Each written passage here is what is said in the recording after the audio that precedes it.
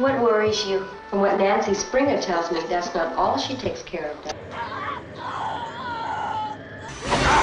Every film in this retrospective has taken something you were supposed to trust and has shown you what lives underneath it. Peaceful neighborhood, a family home, the logic of dreams, even the rules of horror films themselves. And what this retrospective series has been building towards, the shape of a career that keeps returning to the same wound, is what we're here to talk about today. Hi, I am Brandy, otherwise known as the Terrorific Lady, and welcome back to Retro Horror School, where we discuss, dissect, and analyze horror from the 1970s through the 2010s and talk about horror like it matters, because it does. Yes, excuse the frog in my throat, because I have been getting over the RSV virus. It's not fun.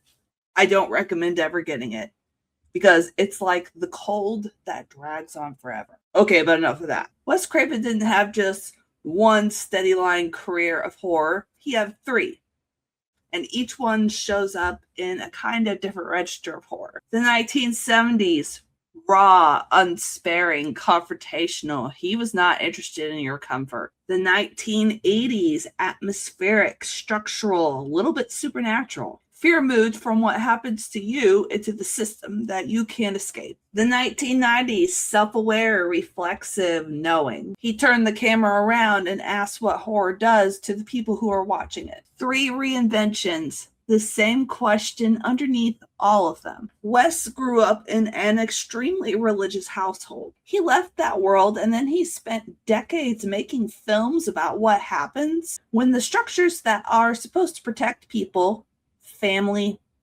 familiarity, authority, and even at times faith, collapse or reveal themselves to be the source of the danger. That is not a coincidence. The discomfort that Wes Craven makes is very specific. It is the removal of those exits that people think that they have in horror films or when watching horror films. And it is different in each phase of his career, which is why it has kept working for so long. If you started this retrospective series with my first video, The Last House on the Left, then you already understand what 1970s Wes Craven looks like and feels like.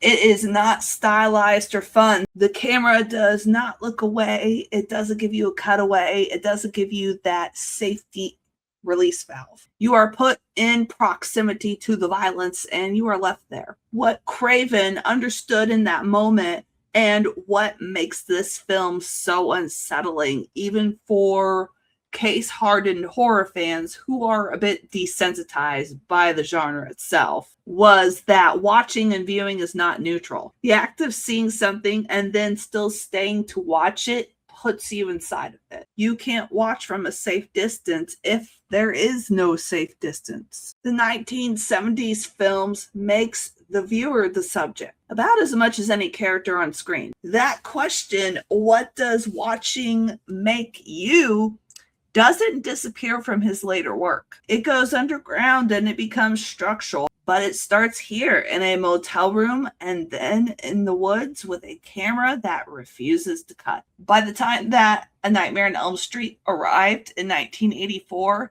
something had changed about Wes Craven's approach. The danger this time was not a person or even a group of people who chose to actively harm and hurt somebody. The threat was a condition, something that every human does because you can't avoid sleep. We all have to do it. That shift from violence as event to fear as system is what makes the 1980s films so different than from what came before. The danger is not something that you can leave behind. It is not a house that you can move out of, a community that you could just exit, a street that you could just drive on past. The Serpent and the Rainbow takes that idea into the territory of belief and power. Fear administered procedurally by institutions through something that the body cannot resist. And Elm Street puts all of that into the one place where we are unconscious. Craven called this rubber reality. What that basically means, it's the blurring between what is actually real and what the mind generates. It's a philosophy that says the border between the safe world and the dangerous one is not as stable as you might think it is. That it can move and you can cross it without even knowing. That instability is what we've been tracing across these films. The moment that you think you understand how the nightmare works, the rules change. The moment you think that any kind of authority will help you, it doesn't. The 1980s are where Wes Craven figured out how to make the architecture of everyday life, sleep, home, belief, biology, into the mechanism of horror. Then comes the third reinvention, and the one that seems to get the most cultural attention, but for good reason. Wes Craven's New Nightmare asks what happens when the monster escapes fiction entirely. What does it mean that audiences spent almost a decade laughing at Freddy Krueger and that he's been slapped on merchandise and lunchboxes? What does that say about us, the people who are watching him? New Nightmare is an argument. It says that when fear gets domesticated and when a horror monster gets turned into an icon, the thing feeding off that fear gets stronger. And then Scream arrives 2 years later, and that argument becomes a classroom. Scream is often described as a love letter to horror fans, and I think that's half true. It's also a nudge and a wink, that knowing look that says, hey, you know the rules, but knowing the rules doesn't necessarily guarantee your survival. What I think is really cool about Wes Craven from the 70s all the way up into the 90s is that he never stopped treating his audience like they were intelligent. In fact, he greatly respected their intelligence. He always assumed that you were paying attention. So when he brought that meta layer in, it was a direct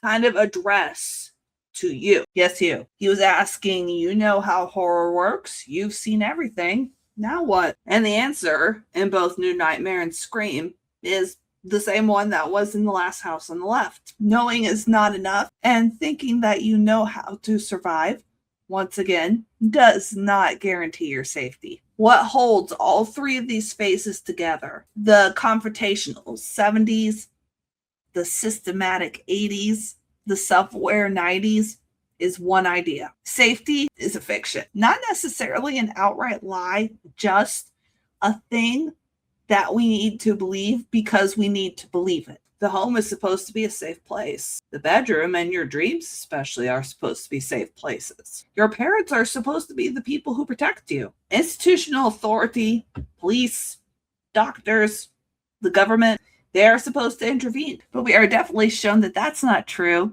especially in The People Under the Stairs, where the house is the governmental systematic structure and it decides who stays and who goes. The rules of a genre that you know well are supposed to give you a handle on what's happening. Craven removed all of these one by one across his career in different ways. And here's something that gets missed sometimes in conversations about his work.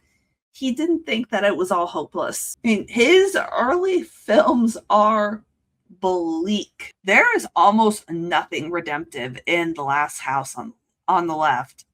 Because even the revenge corrupts the people, the parents, who end up carrying it out. But by the time you get to his later work, something has shifted. He sometimes starts leaving people alive and sometimes starts leaving exits. They're not clean ones.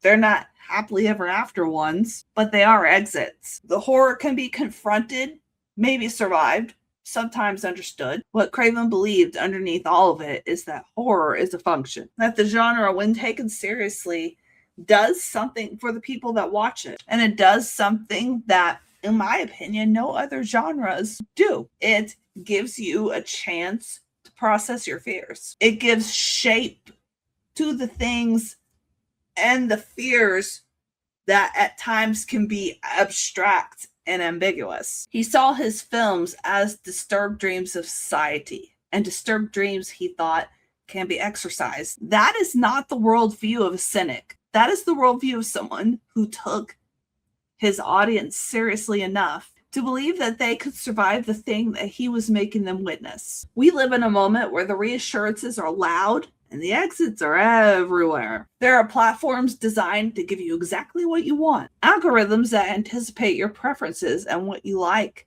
and never surprise you badly. Content warnings that let you know when to look away, endings that resolve, systems that are built to make consumption feel safe. Craven might have had a word or two to say about all that, because what his career demonstrates across decades and across 3 different modes is that horror that makes you comfortable has stopped doing its job. Horror that lets you stay at a distance is decoration. He was not interested in decoration, he was interested in the thing underneath. And the question he kept asking in all of his films is, where did you think that you were safe? The answer in every film is here, inside the genre that you thought you understood, inside the family you trusted, inside the dream you can't refuse to have. That is what this retrospective has been tracking, of the shape of a mind that spent a lifetime insisting that discomfort is the point, that horror done right costs something.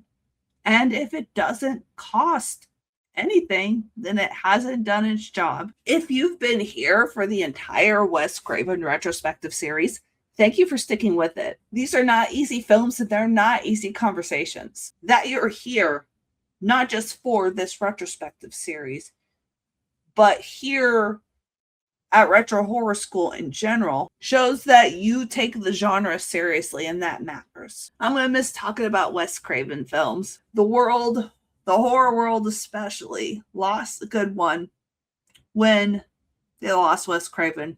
Rest in peace, sir. One question for you that I'd like for you to answer in the comments is this one. What Wes Craven film left its mark on you? And do you think he wanted it to? If this is the first video that you're coming in on of the Wes Craven retrospective series and you haven't watched the rest, I will leave the link to all of them at the end of the video. As always, everybody, thank you for being here. Class is dismissed for now, but I'll see you next time. Bye.